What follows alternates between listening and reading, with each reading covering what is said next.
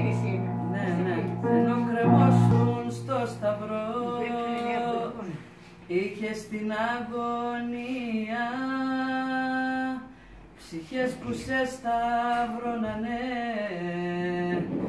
να μη χαθεί καμία. Μια πορεία, Κύριε, γλυκά με βασανίζει. Πόση είναι η αγάπη σου, πόση η καλοσύνη. Αγαπάτα αλλήλους έλεγες, η Άγια Σύμβουλη σου τα λόγια σου αντιλαλούν, ο τόνος της φωνής σου.